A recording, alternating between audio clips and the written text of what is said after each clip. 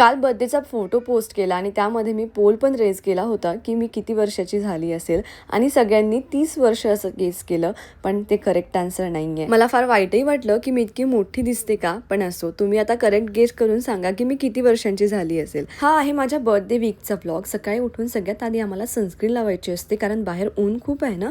मग त्यानंतर आम्ही ब्रेकफास्टला गेलो आणि आम्ही मोस्टली साऊथ इंडियन ब्रेकफास्टच प्रिफर करतो कारण तो हेल्दी असतो आणि अनायाला सुद्धा चालतो. मग त्यानंतर घरी आलो आणि थेट संध्याकाळी बाहेर पडलो माझ्या बर्थडेच्या शॉपिंगसाठी. थोडीशी भूक लागली होती म्हणून पहिले पेटपूजा केली आणि मग शॉपिंग. मला ब्रेसलेट हवं होतं जे मला रोशननी बर्थडेसाठी गिफ्ट दिलं, पण पाहिजे तसं काही मिळालं नाही म्हणून त्या दिवशी राहू दिलं. घरी येऊन रोशनसाठी मस्त अंडाकरी बनवून दिली. त्यातलं अंड अनायाने सुद्धा खूप एन्जॉय केलं.